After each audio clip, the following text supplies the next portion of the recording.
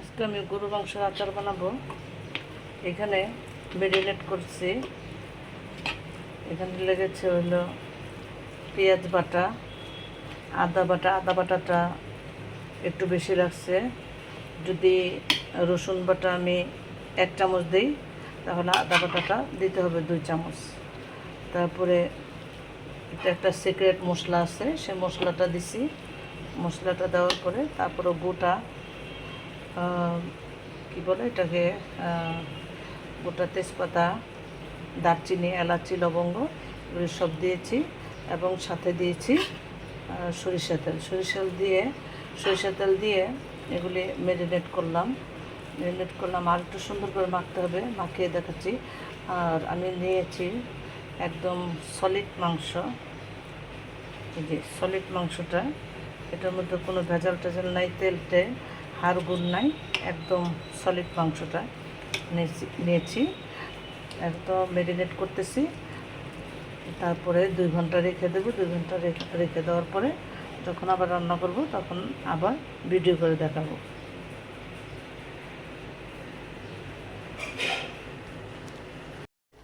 তিন ঘন্টা পার হয়ে গেছে। 3 ঘন্টা পরে আবার আমি চুলায় বসিয়ে দিলাম। এখন এটা ম্যারিনেট করা ছিল 3 ঘন্টা। তারপর চুলায় বসেছি। এটা হয়ে আসলে আবার দেখাবো আপনাদের।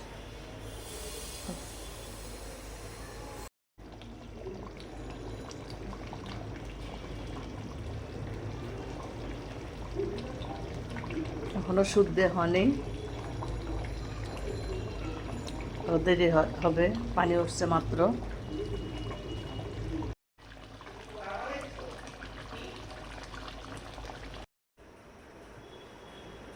শুরু হলো আমার আচার বানানো, গরুর কুস্তের।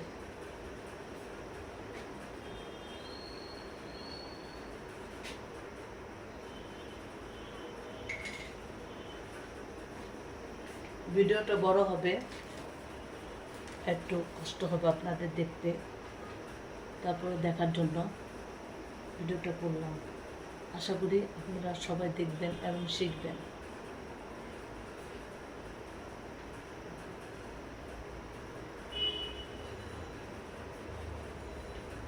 দিয়ে দিলাম তেল, সরিষার তেল।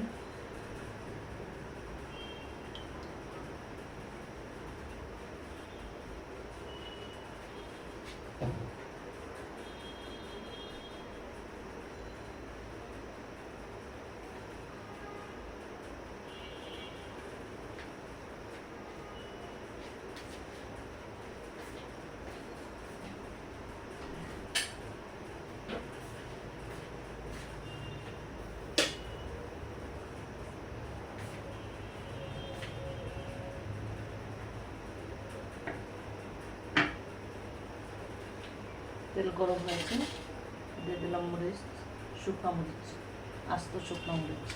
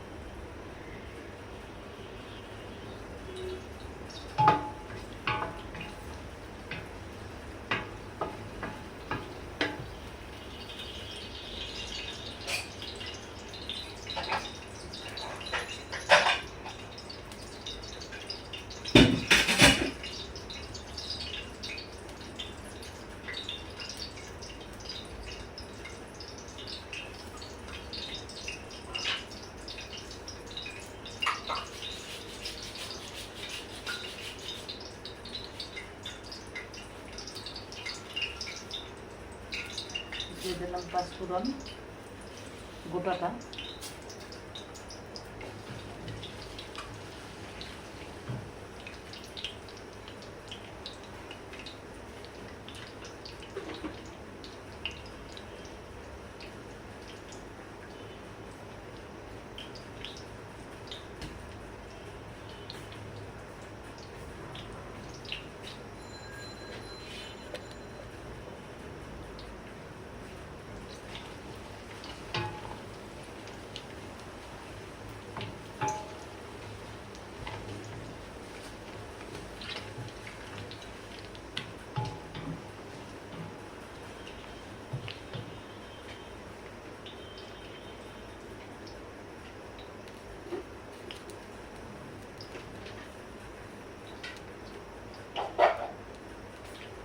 এখন আমি দিয়ে দেবো রসুন।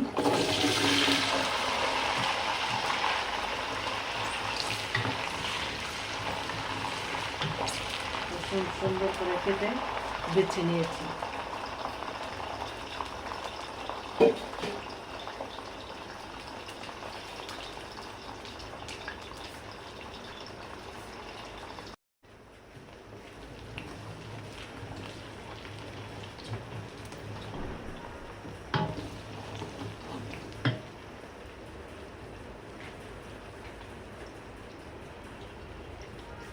এরপরে দিয়ে দিলাম সরিষা বাটা,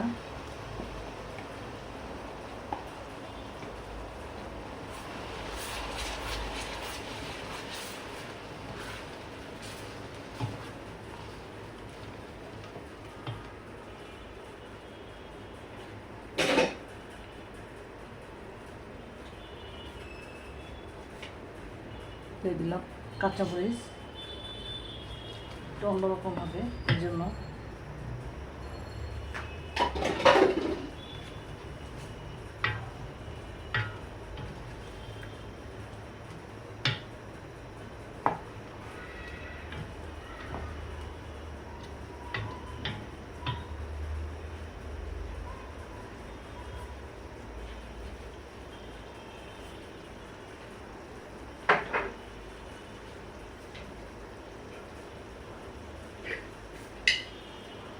ধনিয়া হালকা করে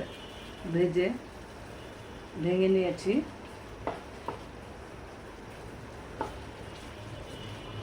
আমার পছন্দ মতো আমি দিয়ে নিলাম।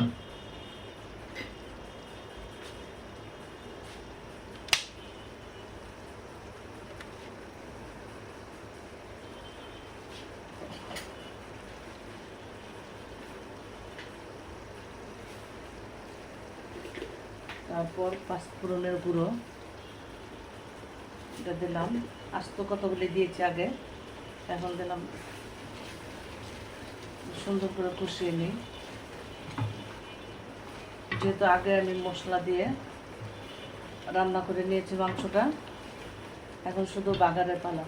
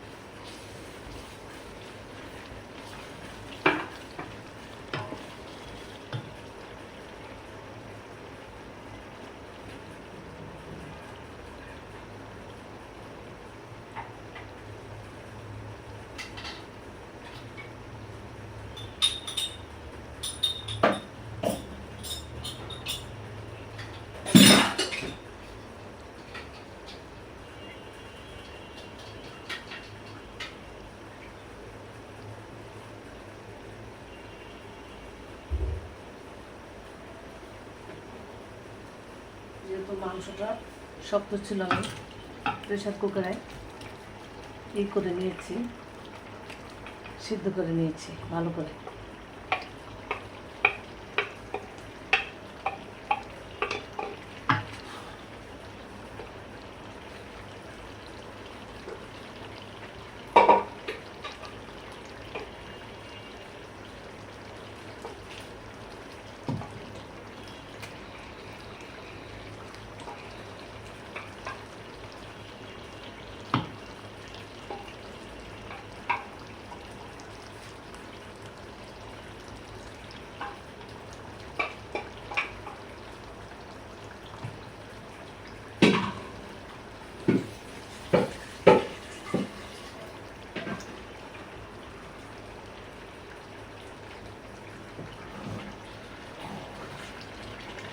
ভেজে নেবো আস্তে আস্তে।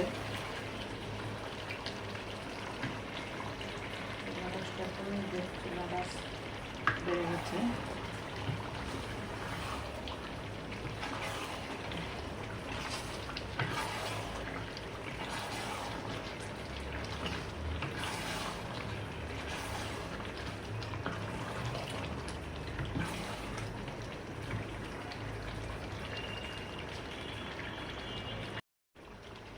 যেহেতু এর আগে আমি কাঁচা পেঁয়াজ দিয়েছি কিসের সাথে, মাংসের সাথে, এখন আমি ভাজা পেঁয়াজ দেবো এর সাথে।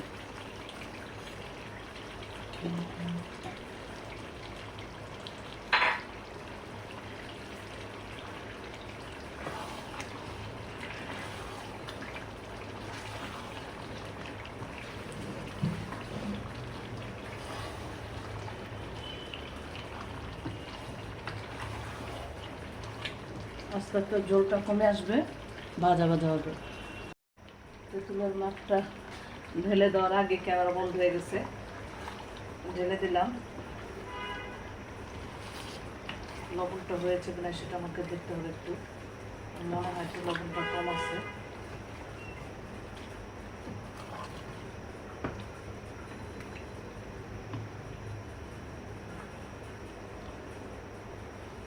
লবণ লাগবে।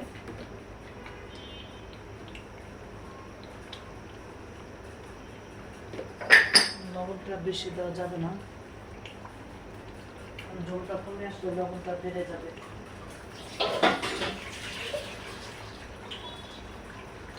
ঝোলটা কমে আসলে লবণটা বেড়ে যাবে, এই জন্য লবণ কমিয়ে দিলাম। যদি প্রয়োজন হয় আবার দিয়ে নেব। লবণটাই আসল জিনিস, কারণ লবণ কম হলে দেওয়া যায়, বেশি হলে কমানো যায় না।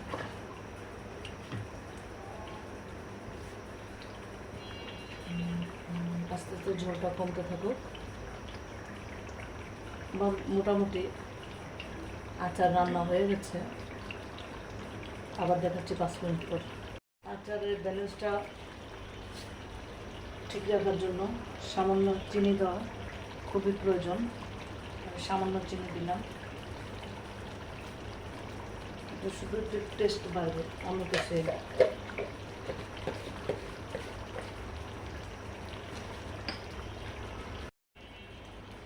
ফিরে আসলাম 5 মিনিট পর।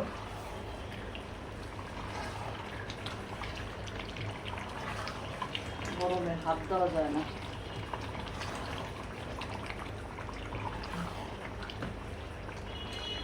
এখানে আবার মাংস বসাইছিলাম, সেটা আবার হিটটা দিতে হচ্ছে। অবস্থা